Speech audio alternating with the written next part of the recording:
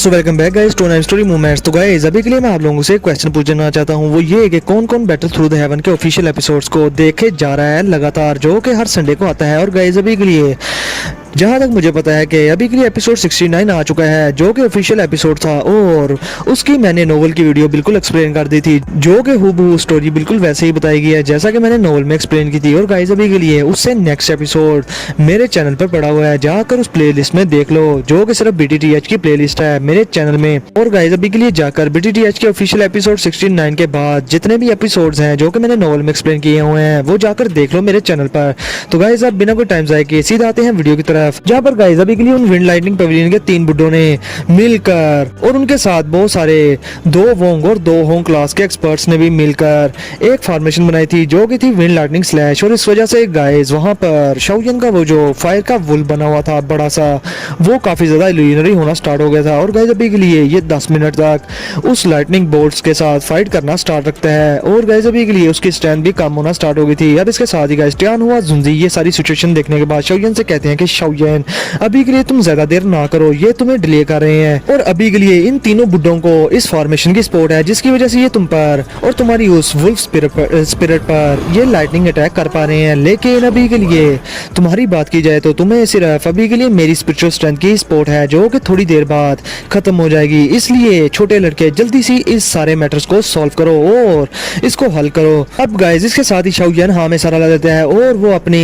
Head पर अपनी उंगलियों को प्रेस करता है, जहां पर गाइस अभी के लिए मास्टर यालाओ ने अपनी वाइट बोन चिलिंग फ्लेम से उसके सर पर सील लगाई हुई थी। अब उस सील में से मास्टर यालाओ की बोन चिलिंग फ्लेम बाहर आ जाती है, जो कि गाइस एक हेवनली फ्लेम थी। और दूसरी तरफ गाइस शाओयन इसके साथ ही अपनी ग्लेज लोटस हार्ट फ्लेम को भी बाहर निकाल लेता है और उसको भी डिवाइड कर लेता है फॉलन हार्ट फ्लेम और ग्रीन लोटस कोर फ्लेम में। अब गाइस इसके साथ ही शाओयन अपने हाथ में उन तीनों की फ्लेम्स को घुमाने लगता है और फिर शाओयन उन तीनों को एक साथ मर्ज करना स्टार्ट कर देता है, और उसमें से काफी ज्यादा फ्राइटनिंग एनर्जी, जो कि बहुत ही ज्यादा वायलेंट थी, वो निकलना स्टार्ट हो गई थी। अब गाइस वो तीनों के एल्डर्स उनकी फटकर एक बार फिर से हाथ में आ जाती है और वो कहते हैं कि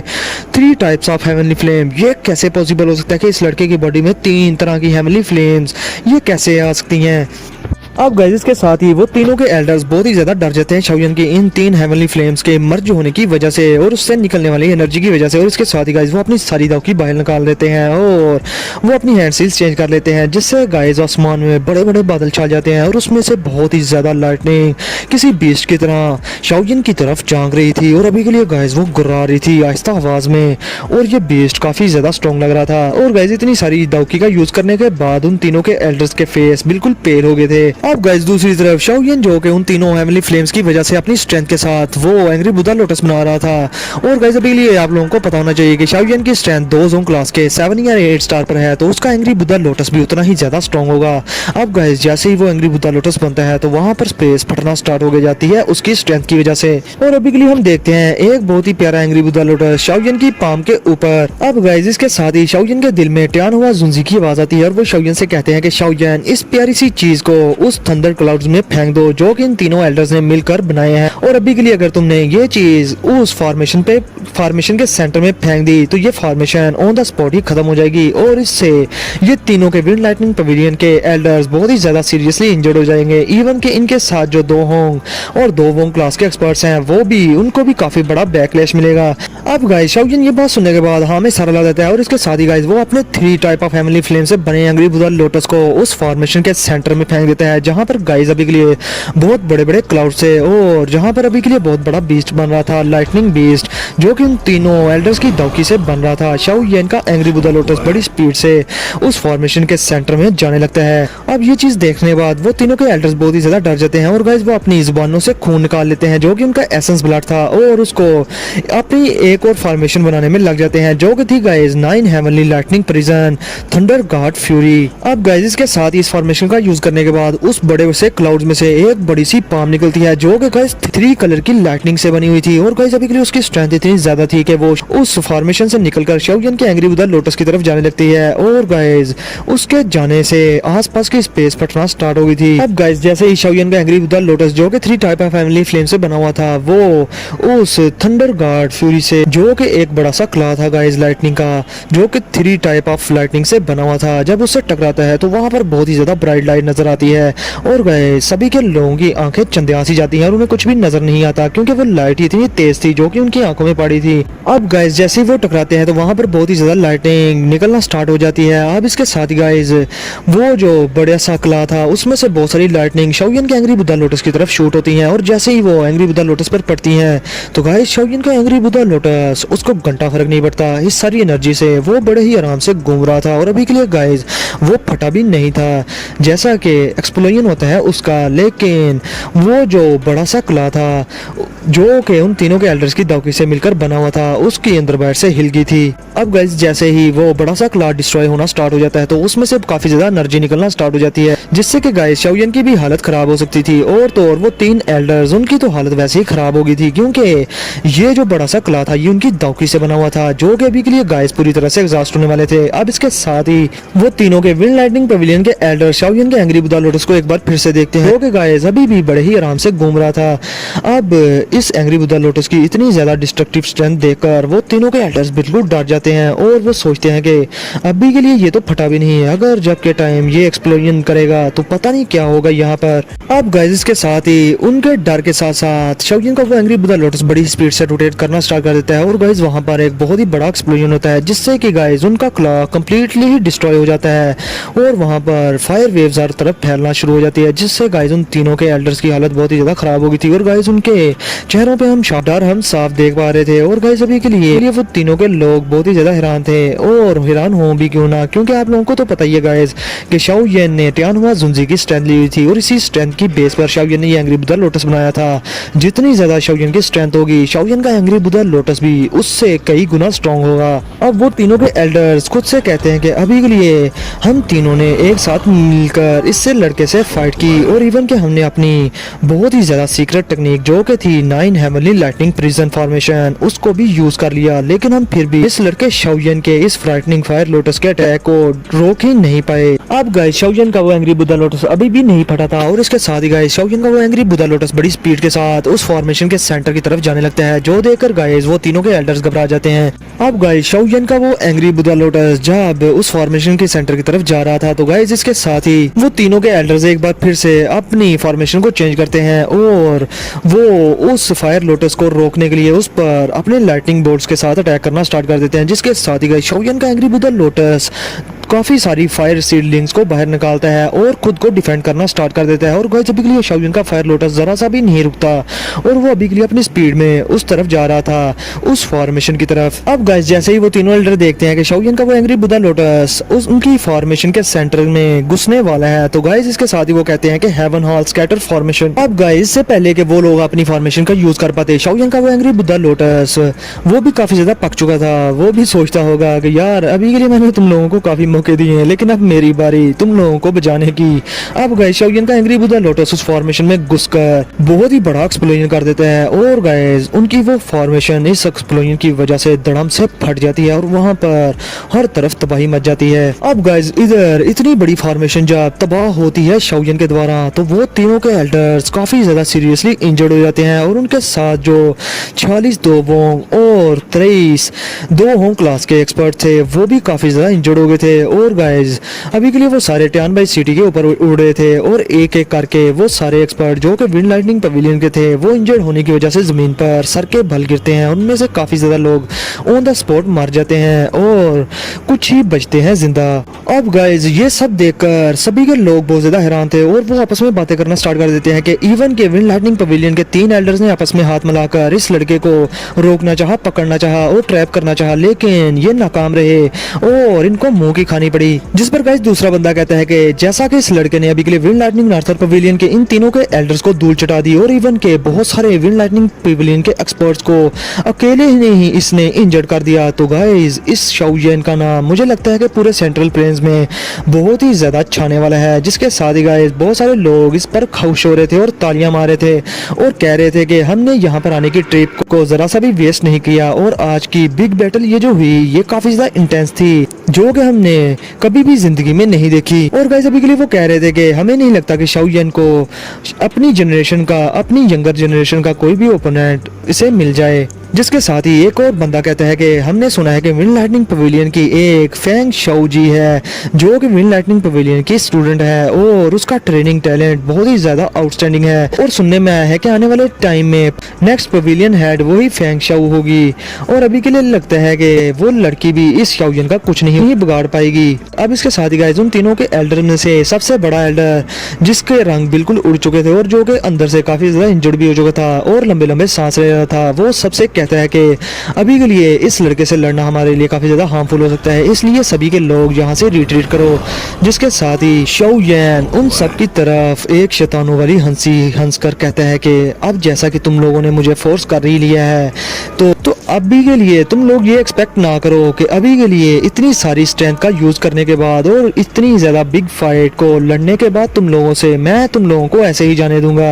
और मैं खाली हाथ अभी के लिए नहीं छोड़ूंगा और अभी के लिए मैं कुछ लिए बगैर तुम लोगों को यहाँ से जाने ही नहीं दूंगा। अब गाइस इसके साथ ही शाओयन की स्पिरिचुअल स्ट्रेंथ शाओयन की बॉडी से निकलकर आसमान में फैल जाती है और गाइस अभी के लिए उसकी स्पिरिचुअल स्ट्रेंथ उन तीनों के एल्डर्स पर बहुत ही ज़्यादा प्रेशर डाल देती है जिनका ओरा गाइस अभी के लिए खत्म हो चुका था पूरी तरह से। अब गाइस शाओयन की स्पिरिचुअल स्ट्रेंथ के अटैक की वजह से उन तीनों के एल्डर्स की हालत जो कि पहले ही खराब हो चुकी थी वो और भी ज़्यादा खराब हो जाती है और वो खून की उल्टियाँ करते हुए बहुत ज़्यादा दूर जाकर गिरते हैं और गाइस अभी के लिए वो गिर तो रहे थे किसी तोप के गोले की तरह, लेकिन इसके साथ ही शाओयन की स्पिरिचुअल स्ट्रेंथ उन तीनों के एल्डर्स की उंगलियों से उनकी स्टोरेज रिंग्स को निकाल लेती है। अब गाइस ये चीज़ देखने के बाद उनमें से एल्डर फैंग जो कि काफ़ी ज़्यादा गुस्से में आ गया था कि उसकी स्टोरेज रिंग उससे छीन ली गई है, वो कुछ बोलने वाला था, लेकिन इसके साथ ही उनमें से जो सबसे बड़ा एल्डर था वो उससे कहता है कि अभी के लिए रुक जाओ, हमें यहाँ से पहले भागना होगा। और फिर इसके साथ ही गाइस वो अपनी सारी दावकी को मैक्सिमम लिमिट तक अनलीश करके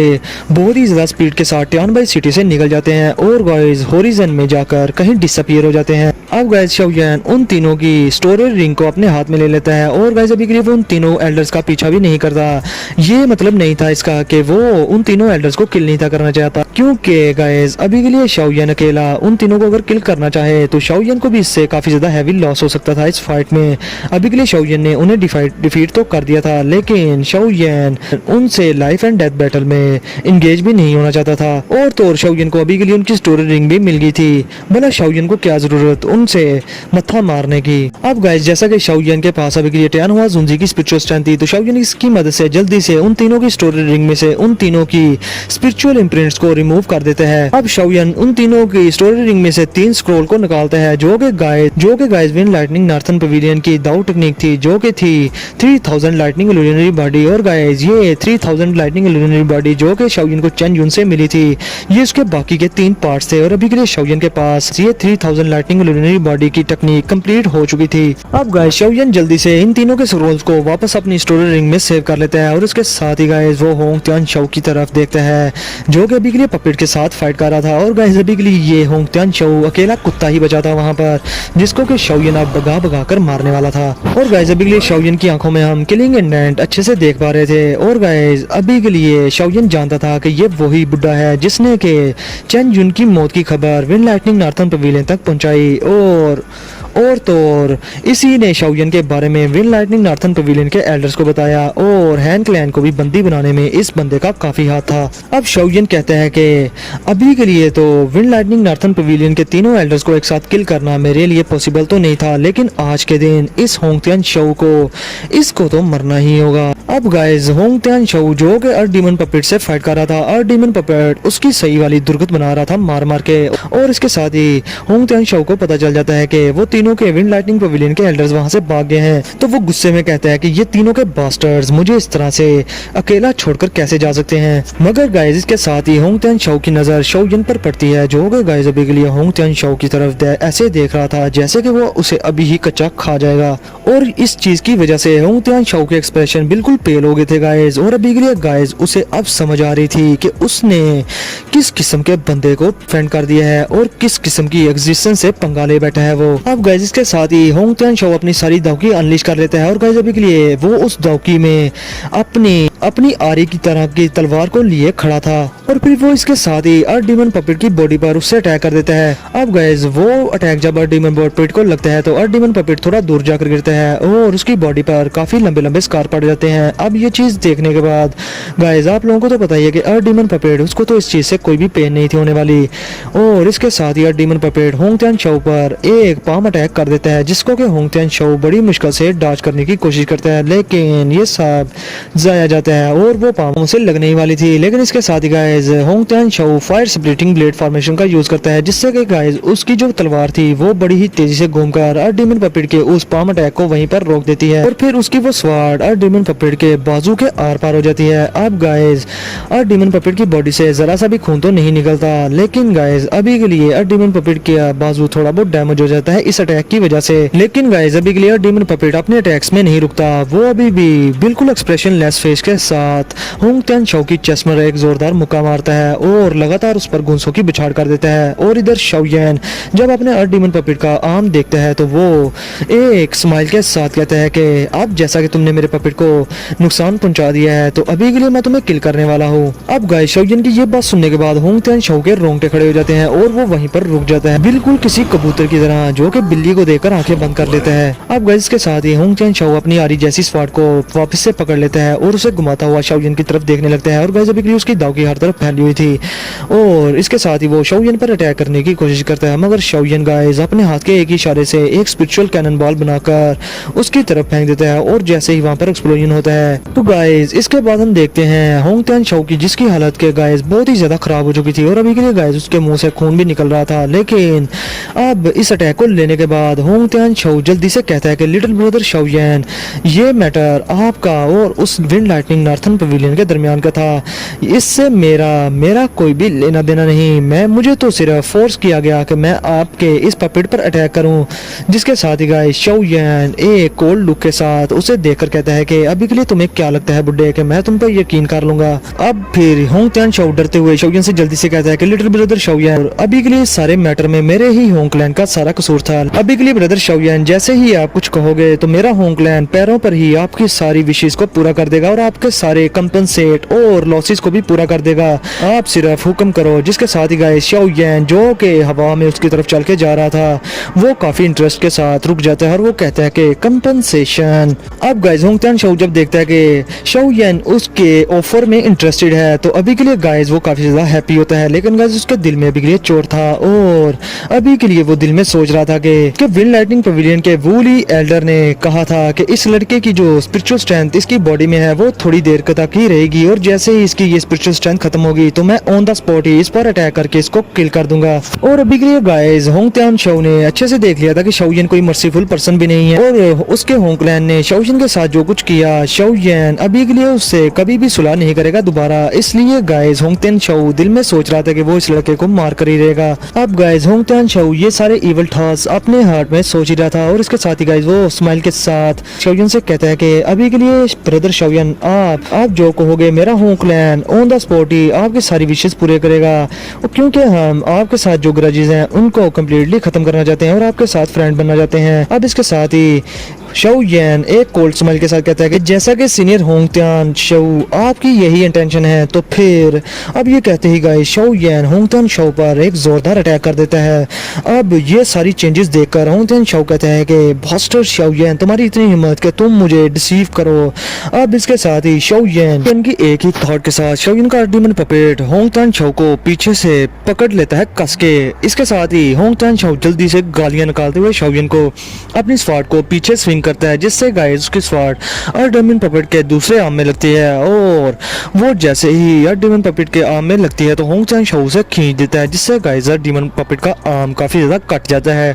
लेकिन गाइस अर्डीमन पपेट को जरा सी भी पेन नहीं थी हो रही और वो अभी भी होंग त्यान शो को कस के पकड़ा हुआ था और उसे नहीं छोड़ता। अब गाइस खुद को इस तरह से बंधा देखकर होंग त्यान शो बहुत ज्यादा स्ट्रगल करने लगता है अर्डीमन पपेट की पकड़ से छूटने के लिए, लेकिन अभी के लिए वो कहां उसे छोड़ने वाला था। अब इसके साथ ही होंग होंगतेन शाओ अपनी सारी की सारी दाओकी बाहर निकालना स्टार्ट कर देता है। और गाइस अभी के लिए होंगतेन शाओ की उस रेड दाओकी का टेम्परेचर बहुत ही ज्यादा हाई था, लेकिन गाइस डेमन पपेट को इस हाई टेम्परेचर से भी कोई दिक्कत नहीं थी हो रही। आप लोगों को तो पता ही है कि वो एक जिंदा लाश है जो कि सिर्फ शाओयन का ऑर्डर मानती है और पेन वगैरह नाम की उसमें कोई भी चीज नहीं। अब इसके साथ ही गाइस होंगतेन शाओ बहुत ही ज्यादा गुस्से में शाओयन को देखने लगता है और वो कहता है कि शाओयन अभी के लिए जैसा कि तुम मुझे किल करना ही चाहते हो, लेकिन तुम्हारे लिए इतना भी इजी नहीं होगा मुझे किल करना। अब इसके साथ ही गाइस वो अपनी सारी की सारी दाओकी को अनलीश कर लेते हैं, जिसकी वजह से गाइस वहाँ पर शाओयन को ये सब देखकर अच्छे से समझ आ जाती है कि ये बंदा अभी के लिए खुद को सेल्फ डिस्ट्रैक्ट करने वाला है। और फिर शाओयन बिना टाइम जाया किए होंगतेन शाओ के सामने अपीयर हो जाता है और गाइस वो अपने हाथ को अपनी फ्लेम से कवर करके होंगतेन शाओ के चेस्ट के आर पार अपने हाथ को कर देता है। अब गाइस होंगतेन शाओ जो कि खुद को सेल्फ डिस्ट्रैक्ट करने वाला था वो अपनी चेस्ट की तरफ देखता है, जहाँ पर गाइस अभी के लिए शाओयन का बाजू घुसा हुआ था उसकी चेस्ट में और इसके साथ ही उसकी आंखें सॉलिडिफाइड हो जाती हैं और वो वहीं पर मर जाता है। अब गाइस होंगतेन शाओ को एक ही स्ट्राइक में किल करने के बाद अभी के लिए शाओयन के एक्सप्रेशन शाओयन के फेस पर कोई भी एक्सप्रेशन नहीं थे और इसके साथ ही शाओयन होंगतेन शाओ के सर पर अपना हाथ रखकर उसकी स्पिरिट को बहुत ही ज्यादा रुथलेसली उसकी बॉडी से बाहर निकाल लेता है। और अभी के लिए गाइस होंगतेन शाओ की स्पिरिट गुस्से में शाओयन को गालियां देते हुए कहती है कि लिटिल बास्टर्ड शाओयन, अभी के लिए तुम्हें क्या लगता है कि मैं मर गया हूं तो क्या मैं कुछ नहीं करने वाला। अब गाइस इसके साथ ही वो कहता है कि अभी के लिए मैं अपने साथ साथ तुम्हें भी लेकर डूबूंगा। अब गाइस इससे पहले कि होंगतेन शाओ अपनी स्पिरिट को भी सेल्फ डिस्ट्रक्ट करता, इससे पहले ही शाओयन की बॉडी से एक मैजेस्टिक स्पिरिचुअल स्ट्रेंथ बाहर निकलकर होंगतेन शाओ की सोल के साथ जाकर टकरा जाती है, जिसके साथ ही गाइस इस टकराव की वजह से होंगतेन शाओ की स्पिरिट बहुत ही ज्यादा इल्यूमिनरी हो गई थी और बहुत ज्यादा वीक हो गई थी और अभी के लिए गाइस ऐसे लग रहा था कि वो अपनी इंटेलिजेंस और कॉन्शियसनेस को ही खो बैठा है। और गाइस अभी के लिए मैं आप लोगों को बता दूं कि स्पिरिट्स के दरमियान जब कोलिजन होता है तो ये बहुत ही ज्यादा डेंजरस होता है। और अभी के लिए गाइस शाओयन की अकेले की स्ट्रेंथ के साथ अगर वो अपनी स्पिरिट का कोलिजन इस होंगतेन शाओ की स्पिरिट के साथ करता तो इससे शाओयन के माइंड को भी काफी ज्यादा डैमेज होना था। ये तो खुशकिस्मती है शाओयन की कि उसने अभी के लिए टानहुआ जुंजी की स्पिरिचुअल स्ट्रेंथ को बारो किया हुआ था, जिसकी वजह से उसने अभी के लिए होंगतेन शाओ की कॉन्शियसनेस को काफी ज्यादा कम कर दिया था। और अभी के लिए गाइस होंगतेन शाओ ऐसे लग रहा था जैसे